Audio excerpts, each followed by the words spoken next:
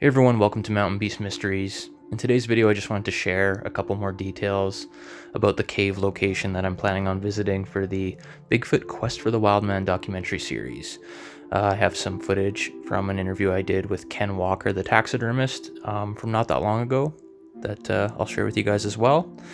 But before we get into that, there's one thing I would like to cover quickly, and that is a recent video that has come out. I think it came out yesterday, by Sunny Vader on YouTube, and this is going to get shared around in the Bigfoot community, but just so you guys are all aware, it's fake. Everything that this guy puts out is fake, so just so you guys know, and don't fall for it, please, don't fall for it.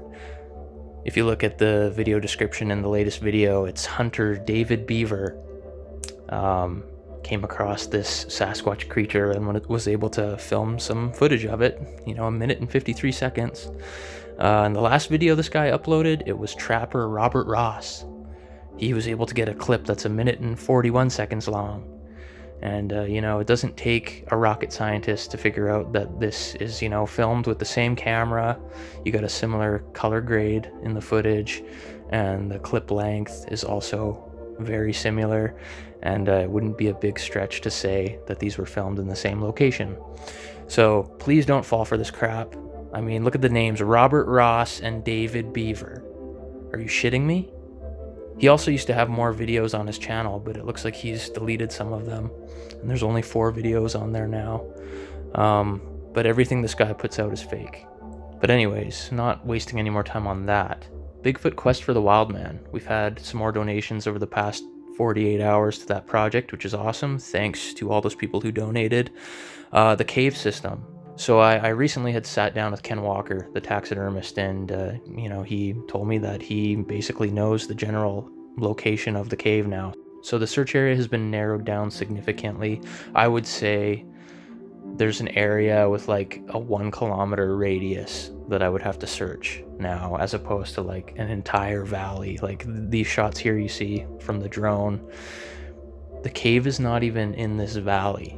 So I'd gone too far, and now I have a pretty good idea of where it is.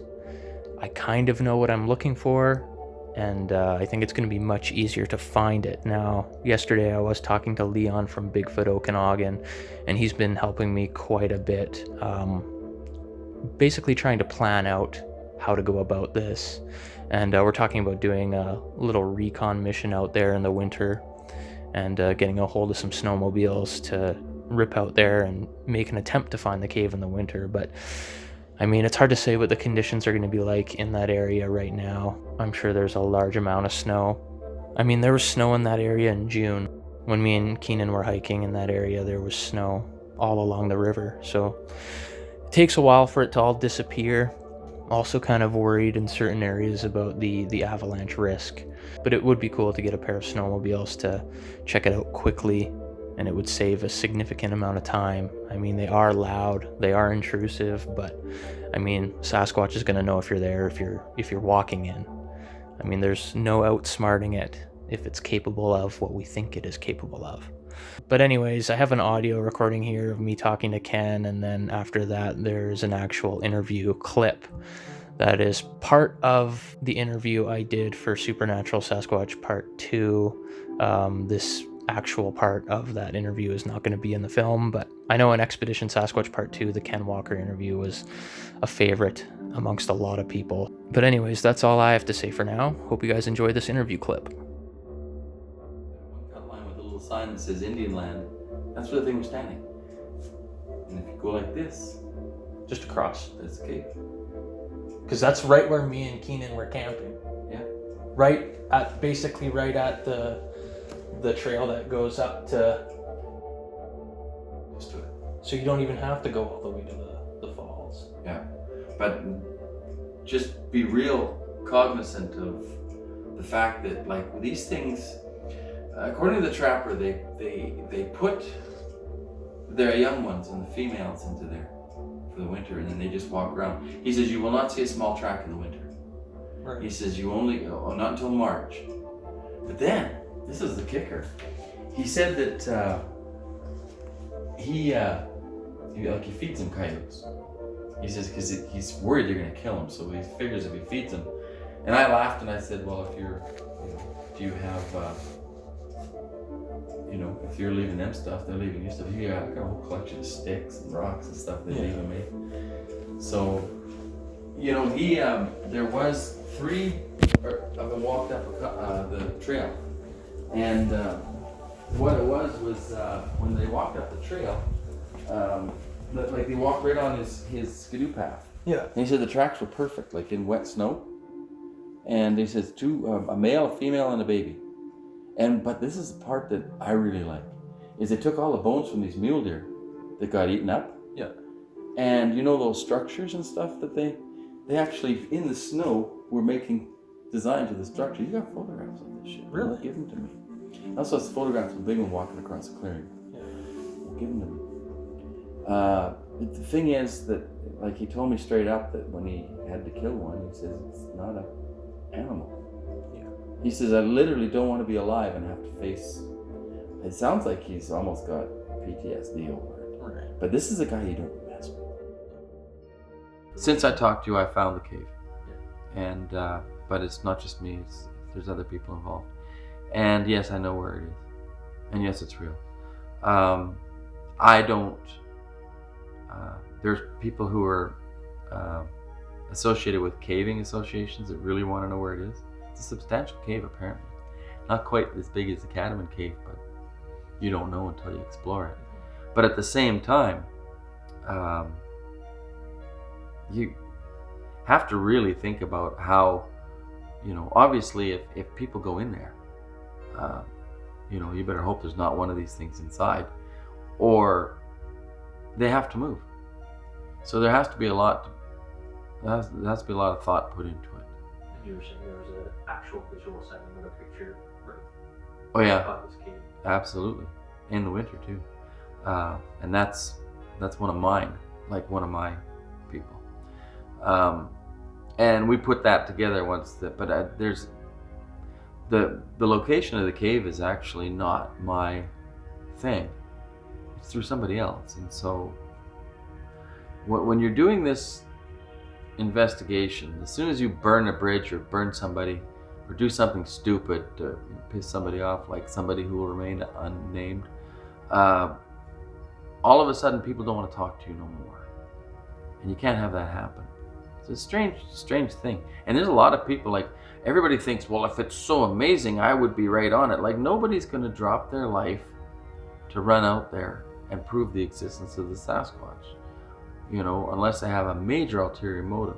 People are very guarded about this subject. And a lot of the people that know about the existence of these creatures don't want them divulged. A lot of them. More than you know. And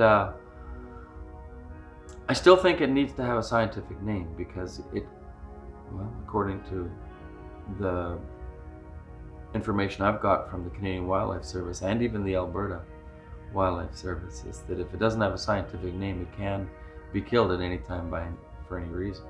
But once a type specimen is brought forward, then it will have a scientific name, and then it will come under the umbrella of regulation. Okay? So getting that type specimen. I've talked to biologists who said you can not do it without a body or a skull. Without a whole body or a skull.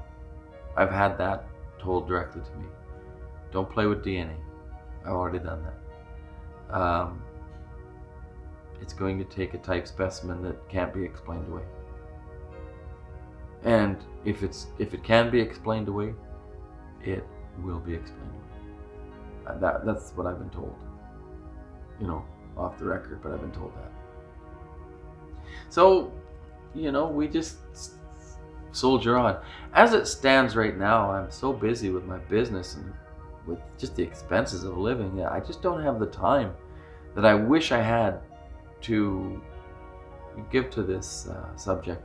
We've all heard the stories about people who've turned it into an obsession and ended up losing everything, their families, and and then they die crazy, and stuff like that. I'll never be that guy.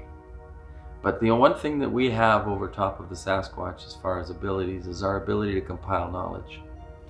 if I get an anecdote from 2 hunters that have each been in the woods for 50 years, that means I got 100 years in the woods right there. And that's how you're gonna find them. I have people say, well, I go out in the woods. Well, you might have to go out for 50 years to see one. But if you talk to people and you get their accounts, like I said, then you've been in 2 or 3 days, you've been in the woods for 100, 150 years and you got 3 accounts. That's how we'll find them. The BFRO is on the right track. Do you think I'm on the right track? Yeah. Well, you're doing something, you know. Don't expect instant results with this, but always have a contingency for the day that it happens. Make sure you have a contingency and make sure it's ironclad.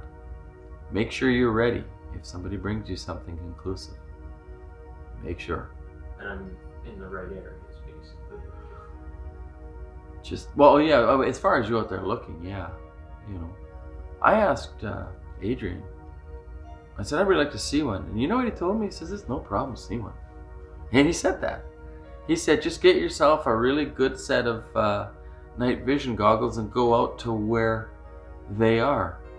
As long as you can see in pitch black, he said, they'll come to you. They always do. That's the way you're going to see one. If you want to see one, you know. You look at the story of Jeff Meldrum seeing one at the berm. You know where the berm is. Yeah. Well, I know for a fact he saw one there because I've called him in there.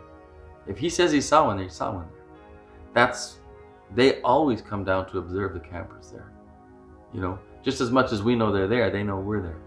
And they come down there.